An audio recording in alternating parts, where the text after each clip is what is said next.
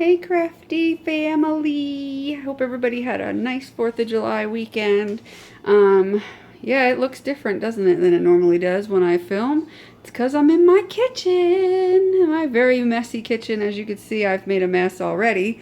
Um, but what I wanted to show you, and the reason why I said, I'm going to stop what I'm doing right here and I'm going to film, because I wanted to show you what I was doing. Remember how back like a while ago I taught you how to make, like clear gesso or texture paste and all the fun stuff that you can make with the calcium carbonate or marble dust?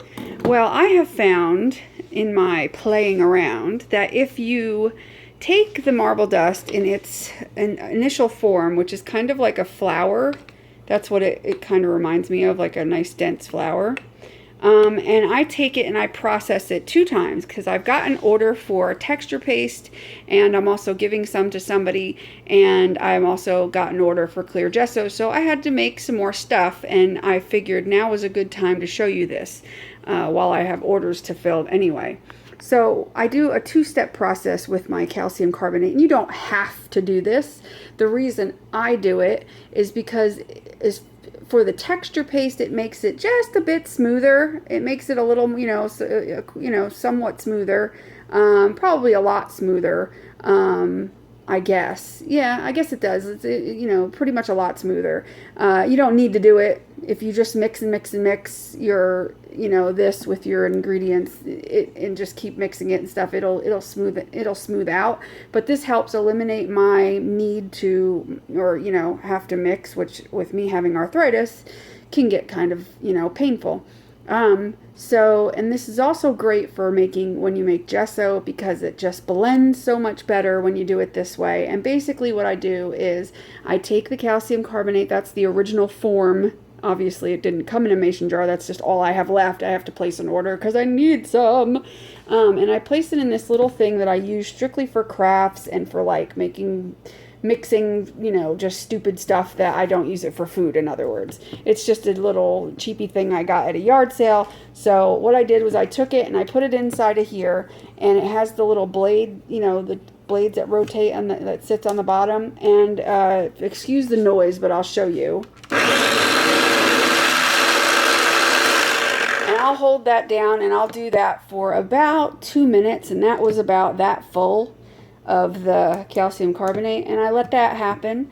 And then when it's all done in there, I take an old sifter that I had. You remember these suckers. When I was a kid, I just couldn't wait to use this with my mom when we were baking. I was like, I want to do the sifting.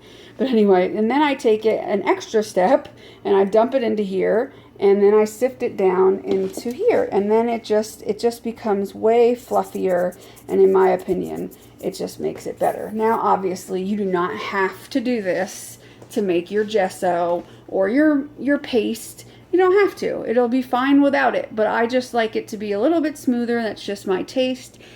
It's really not a big deal. So anyway, I just thought I'd point that out. It's a little quick tip, I guess we can call that.